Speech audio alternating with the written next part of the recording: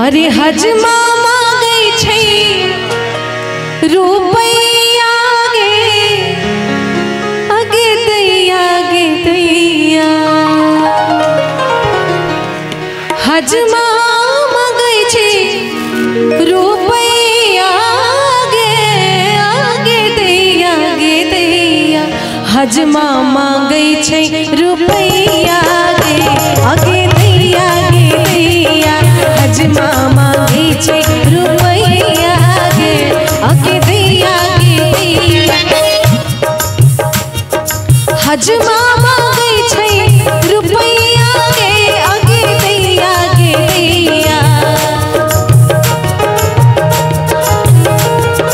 हजमा मांगै छै रुपैया गे आगे दैया गे दैया आगे दैया गे दैया। अरे हजमा मांगै छै रुपैया गे आगे दैया गे दैया। हजमा मांगै छै रुपैया गे आगे दैया गे दैया।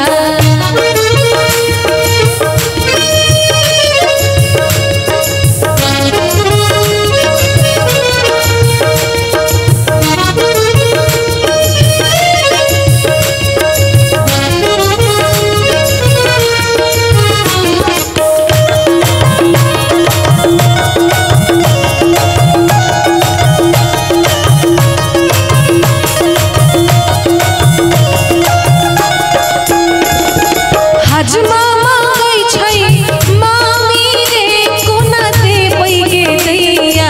हजमा मांगै छै मामी के कोना देबै गे दैया। हजमा मांगै छै मामी गे कोना देबै गे दैया। मामी बिना मामा रहता कोना आगे दैया गे दैया। मामी बिना मामा रहता कोना कोना देबै गे दैया।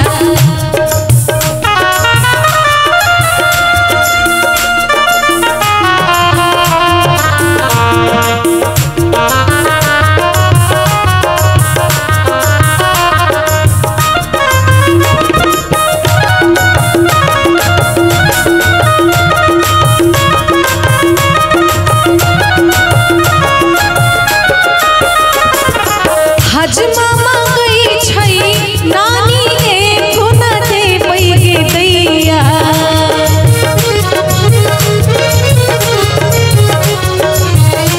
ये लाइन खास करके नाना जी सुनेंगे। बड़ी श्रेष्ठ पीढ़ी होते हैं नाना जी, हम लोग सम्मान करते हैं उनका। लेकिन डिम्पल जी की जो बात है गौर कीजिएगा, मजा आएगा। हजमा मांगै छै नानी गे कोना देबै गे दैया। हजमा मांगै छै नानी गे कोना देबै गे दैया। नानी बिना नाना रहता कोना आगे दैया गे दैया। नानी बिना नाना रहता कोना कोना देबै गे दैया।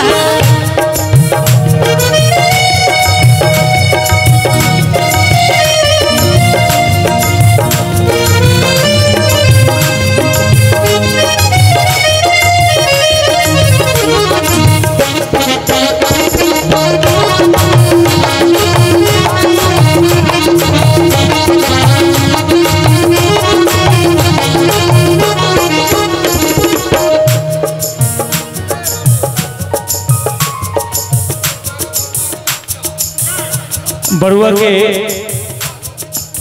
आदरणीय चाचा जी श्री रंजीत कुंवर जी, जिनकी तरफ से ये 500 रुपये का आशीर्वाद मिला है, और लड़का के फूफा जी सुधाकर दा दहिया निवासी, जिनकी ओर से ये पूरे 500 रुपये का आशीर्वाद प्राप्त हुआ है। और इनका कहना है कि लड़का की फूफा का पेट खराब। मेरा नहीं कहना है, मेरा नहीं कहना है, ये उनका कहना है। और लीजिए ये गीत डिम्पल जी।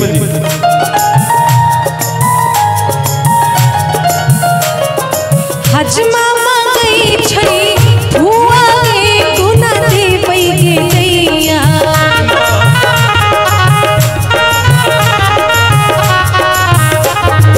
हजमा मांगै छै हुआ गे कोना देबै गे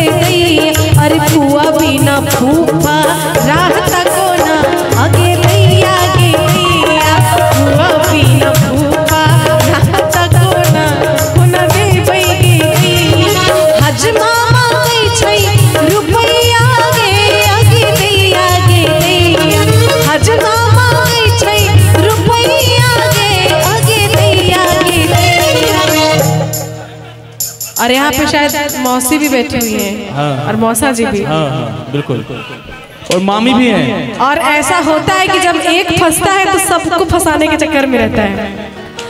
अरे हजमा गई छई मौसी कोना दे पई के दैया, हजमा गई छई मौसी कोना दे पई के दैया, मौसी बिना मौसा राहत कोना आगे दैया गे दैया, मौसी बिना मौसा राहत कोना दे पई के दैया, हजमा गई छई रुपैया गे आगे दैया गे दैया, हजमा गई छई रुपैया गे आगे दैया गे दैया, हजमा गई छई रुपैया गे आगे दैया गे दैया, हजमा गई छई रुपैया गे आगे दैया गे दैया, हजमा गई छई रुपैया गे आगे दैया गे दैया, हजमा गई छई रुपैया गे दैया गे दैया,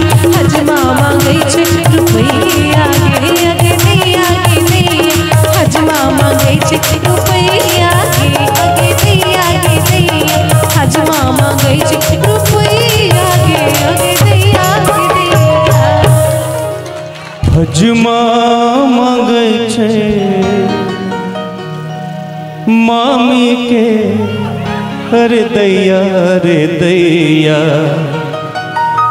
लेकिन हजाम रे धोती तो रे देबो रे कुर्ता तो रे देबो रे,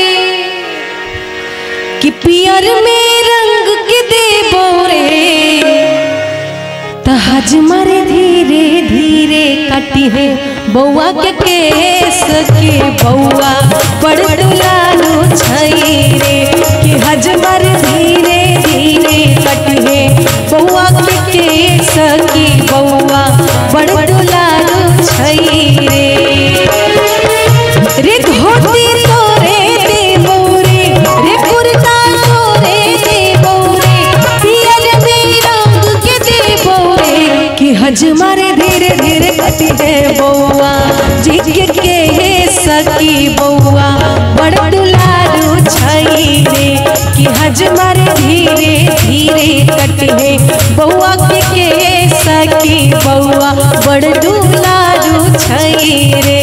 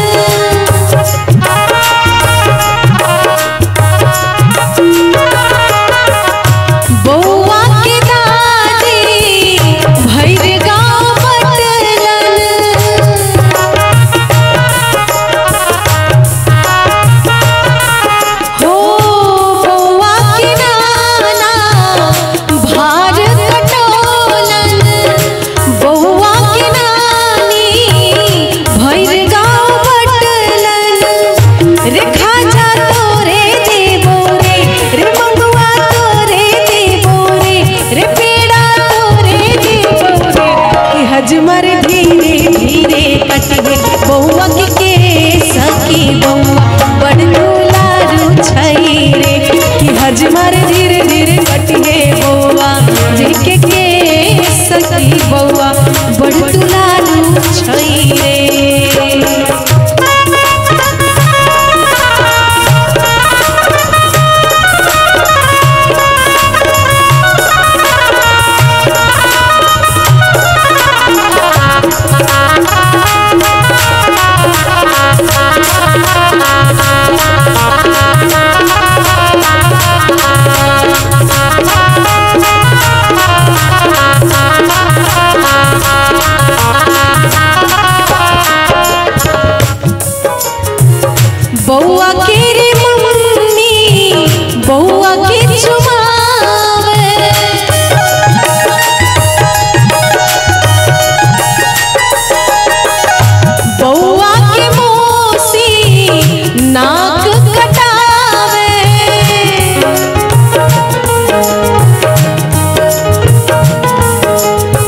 अच्छा, हमारा जो संस्कार गीत है हमारे बिहार में, इतना सुंदर प्यार से लोग गालियां भी देते हैं और इतना मीठा लगता है, ऐसे गालियां दे तो पता नहीं क्या हो जाए। लेकिन गीत के माध्यम से इतनी सुंदर सुंदर कहते हैं कि गालियां अगर ना मिले तो फिर कोई विधि पूरा नहीं होता है। बउआ के रे मम्मी आईली, बउआ के चुमावा, बउआ के रे मौसी नाक कटावा, रे मम्मी तोरे दे बोरे, रे जुल्फी वाली दे बोरे, रे मम्मी तोरे दे बोरे, रे जुल्फी वाली दे बोरे, कि सब कुछ तोरे दे बोरे, कि हज मारे धीरे धीरे कटे बउआ के सखी बउआ बड़ दुलारू छई रे, कि हज मारे धीरे धीरे कटे बउआ के सखी बउआ बड़ दुलारू छई रे, रे धोती तोरे दे बोरे, रे कुर्ता तोरे दे बोरे, पियर में रंग के दे बोरे, कि हज मारे धीरे धीरे कटे बउआ के सखी बउआ बड़ दुलारू छई रे, कि हज मारे तोरे दे बउआ के सखी बउआ